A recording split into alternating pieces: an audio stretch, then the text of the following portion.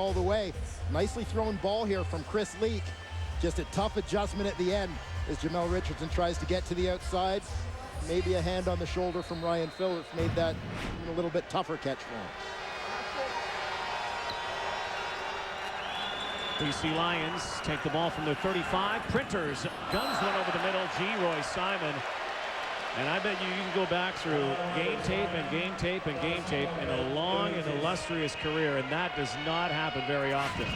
Well, right in his mitts. This is a case where the BC Lions, at the time where Roy Simon is about to catch this football, they've got a matchup they love. Roy Simon, the closest defender is a linebacker, Ramon Guzman. I think Roy Simon sensed a long run as well there and maybe lost concentration. 4 receivers to Printer's right. He goes left. Jamal Robertson has a lot of running room here. Down the sideline he goes, close to midfield. There is a penalty flag in the backfield. And it was just as Casey Printers delivered that football. So there could be some more yardage tacked on here. Here's Andre Proulx. Major foul. Roughing the passer. Montreal number 98. 15-yard penalty enforced from the end of the play. First down. Jermaine McElveen, the guilty party. McElveen is rushing from his right defensive end spot. He's going to end up beating the offensive tackle here, Dane Randolph. Randolph lets him go to an extent because the screen pass is on here. McElveen puts all that effort into getting to the quarterback. He wants to at least touch him. We have a premature whistle here just as the ball was snapped. Timeout, Montreal. So Montreal likely not having all of their players aligned here, and so they burn a timeout. And boy, you look at Mark Trestman. It's one thing that he does not tolerate. You want to avoid those, as they call them in tennis, unforced errors. Unforced errors. Very good. I just wanted to make you feel welcome after a little bit of an absence from the booth party. Yeah.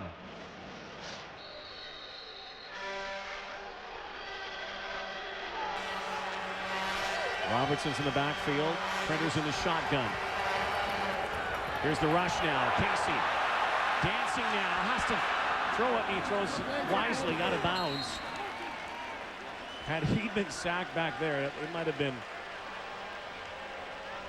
another 50 yards from a first down.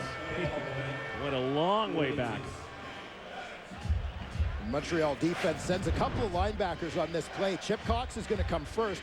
You're going to see Jamal Robertson do a nice job picking Cox up. But then coming late is number 1, John Banks. He's going to come inside of Cox and Robertson, and he's free. He's the guy that gives Casey Printers all sorts of fits and forces that throwaway. Second down and 10 now. From the 43. The rush again. Look out. Down goes Casey Printers. Off comes his helmet. Printers wants a face mask call. And the case Casey Printers is trying to make here is, how does my helmet get pulled off without anybody touching my face mask? Anwar Stewart in his grill. Everybody, they were basically untouched. Ramon Guzman coming through. Well, all the linebackers are right up on the line of scrimmage. They show as though they're going to bring 7. They don't bring as many as a couple of guys drop off late. What happens is you get the blockers committed to taking a man who's right in front of them. All of a sudden that guy drops. They can't readjust or redirect to take someone else. The damage is done. Paul McCallum, so good at angling kicks. This one out at the 20-yard line. 3 minutes left in the opening quarter. 3-3 tie. Cool. We will have a reboot. Paul McCallum's kick out of bounds for the 20-yard line, a 10-yard penalty. So he will kick again and try to keep it away from this guy. It's easier said than done. Tim Maypray has been a return demon this season. Big rush, wobbly kick. Another penalty flag. Tim Maypray brings it to the 37-yard line. This flag is over on the far side of the field at the 50-yard line. And its initial indication was against Montreal by Andre Proulx.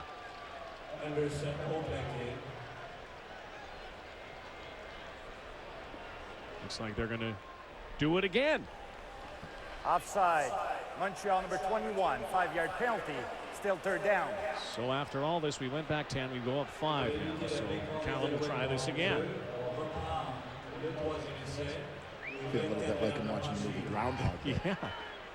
Talked to McCallum before the game, and he hasn't kicked in here like many of the kickers are coming for the first time since they added that upper deck, and he was a little concerned about the swirling winds. They used to swirl a lot more before that upper deck was built.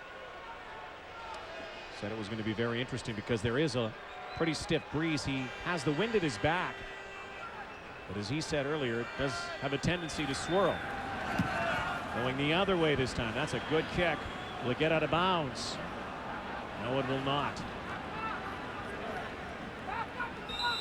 Callum trying to angle for the far side, but instead will give up a single point. BC Lions will have a 4-3 lead. Joining us on the sideline tonight, Sarah Orlesky. Sarah? Rod, after BC's loss last week to Calgary, G. Roy Simon said once again it's BC beating BC. And I asked Karan Williams about that this week, about how each week we hear them say they had another good week of practice, and yet they're not able to translate it to the field. He pointed to their confidence, or lack thereof, as one of the main reasons why they're having problems. He said when you look at the penalties, the mental lapses, the missed tackles, he said that he feels that part of that is the lack of confidence now amongst this group. It's really taken effect, all these losses. He says you can see it more and more on the sidelines each week. Well, Karan Williams trying to do something special tonight. It's his 26th birthday as well. A guy who was a fixture in this city with his team. Well, Karan Williams outstanding as a defensive tackle for the Montreal Alouettes, signed as a free agent in the offseason with BC, where he's moved to defensive end.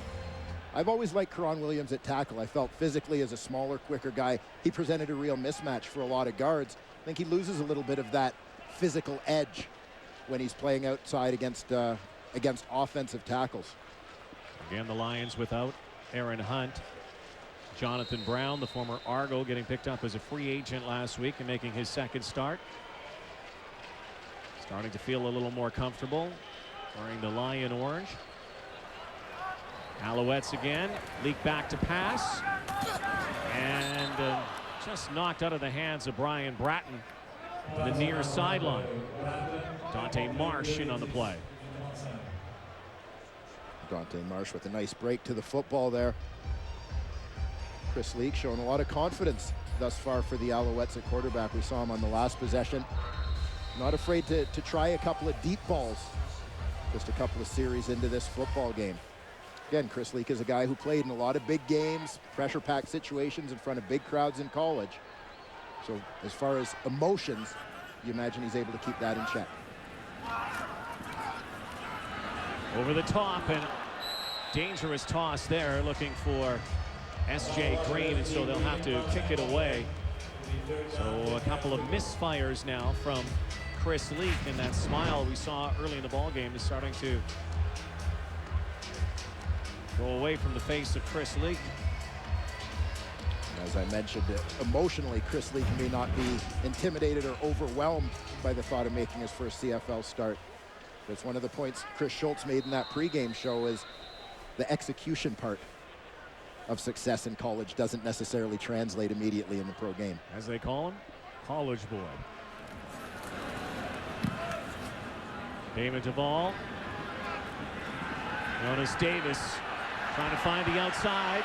Shea Emery can't get him down. Not from behind. He's still on his feet. Davis to the 49-yard line. A nice return. Had to run 40 yards one way and then another 20 upfield. 15-yard pickup. Well, it is, of course, Scotiabank Labor Day weekend. The Blue Bombers in Regina against the Saskatchewan Roughriders Sunday, 3:30 Eastern, 12:30 Pacific on TSN. Wherever you're watching, maybe on Crescent Street tonight. Enjoy your Labor Day weekend, everyone. No better place to spend it than on the couch watching football, too. Printers airing it out, coming back to the football. And O'Neal Wilson wanting a call, the former Alouette, but not getting it.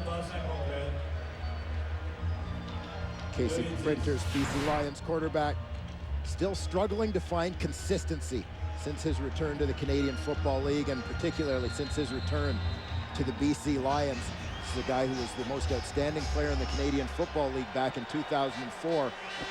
Led the Lions to a Grey Cup appearance, just a 1-6 regular season record since rejoining the Lions. Printers again, a little stutter step, and oh, that might have been 6 for Marcus Stell. Had it in his crosshairs. Casey Printers almost gave up his second interception of the night. You heard Sarah Orleski talk a few minutes ago about how confidence affects the Lions as the game goes on. And this is one of those manifestations, is every time they have one mistake, you lose your confidence a little bit more. Becomes a cumulative effect. You start second-guessing throws, maybe trying to force things a little bit. After some early success, I think that's what we're seeing from the BC Lions, because they weren't rewarded early in this ballgame. Time ticking down here in this first quarter. Callum angling again. Ball will bounce out at the 23.5-yard line. So one play to go here in this first quarter. Chris Leak with Scott Milanovich, who used to throw footballs to Geroy Simon in Maryland. So he knows a lot about transition of college game to pro football. He's probably giving some great advice to Chris Leak this week. Well, as a young quarterback, Chris Leak is certainly surrounded by an ideal coaching staff. You mentioned Scott Milanovich. Of course, head coach Mark Trestman is the guy who made his reputation in football as a quarterback coach. Final play of this first quarter. All defense so far. And Avon Coburn up to the gut. That's it. 15 minutes complete. BC Lions by 1. The first quarter on the scoreboard or in our stat sheet. Numbers brought to you by Tim Hortons, proud sponsor of the CFL. And those relatively low numbers, probably a good sign for the BC Lions coming in here. A 3-hour time difference for them, playing on the road in what is typically a very difficult stadium in which to play. Low scoring game, pretty good start. Two quarterbacks who used to be stars. One a star in the Canadian Football League at one time, another a star as a college quarterback a few years ago. What's your assessment so far of both of these players, and what do they have to do tonight to make their point? Well, the big thing for both of them, and it sounds so cliche to say about quarterbacks, but it really is about managing the football game. For Chris Leak, we talked about how it's important for him to not try to do too much. He's got plenty of support in this Alouettes offense. Rely on the guys around you. For Casey Printers, I think of it more in terms of protecting the football. If he can avoid turnovers, keep Montreal off the field, he keeps the Lions in good shape. Play action, Leak rolling, and decides wisely again to throw it away. There is a penalty flag around the 28-yard line.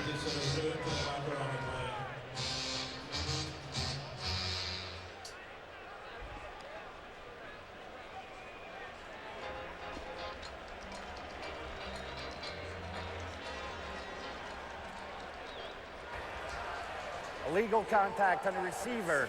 BC number 97, 10-yard penalty, first down. Brent Johnson.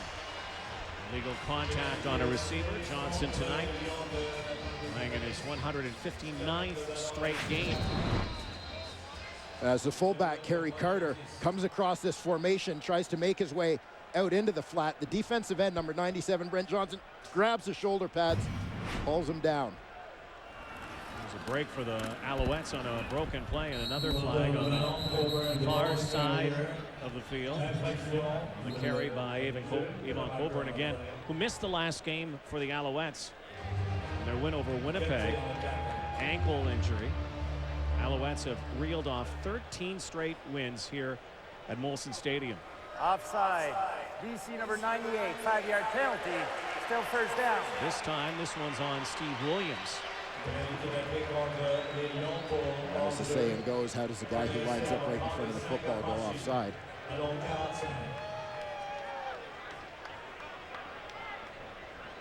BC Lion team that used to be known for its domination, certainly in the West, and this is a struggling team right now, a team that even their coach Wally Bono admits is demoralized right now, needing something, some sort of spark. They haven't had the continuity as well that they've had over the last few years, shuffling in and out of the lineup. And for Chris Leak tonight, his first start as a professional football player, and says he will not be awed by the environment or the fact that he's with a limited playbook. You can learn the playbook just by sitting down, looking at it for years. And but it's different when you're in there. The bullets are flying, and you have to control everything because you're the general, you're the quarterback, and you have to control the motions, the timing of everything, your timing with your receivers, the routes, the protections, and as a quarterback, that's a lot. Ricky Santos in, the third-string quarterback, who's the backup tonight. Actually, in many ways, the fourth string because Adrian McPherson is on the injured list. So Leak takes a break. And of course, Chris Leak is best known for being on the cover of Sports Illustrated after he did this. Chris Leak, the 2006 national championship, led his Florida Gators to a rout of the Ohio State Buckeyes. Leak, the starting quarterback for that team, and the star. There's the prize, earned his way to the White House. Good protection. And a completed pass to Kerry Watkins. And we talked about that smile on Chris Leak's face. I don't think it's been wiped off his face ever since the day he won that BCS championship. And there he is with W. And Urban Meyer and the Gators. And I think he was even a little overzealous this season and last when he actually threw a touchdown pass when he loved to do that Gator chop. I think it becomes an instinctive thing after 4 years playing in the swamp. And he texted Jim Pop after and said, hey, I want to turn Molson Stadium into the swamp. He doesn't lack confidence, that's for sure. And I guess, as you mentioned, playing on a big stage and not far removed from it. I know it was the 2006 season, but it was in early 2007. He was undrafted. Went to the Chicago Bears, actually played in the preseason game, did pretty well, and followed another former Gator in Rex Grossman. And he, of course, Chris Leak, was the guy who preceded a guy who became a legend with the Gators, and Tim Tebow. Yeah, pretty good string of quarterbacks to run through the University of Florida, certainly.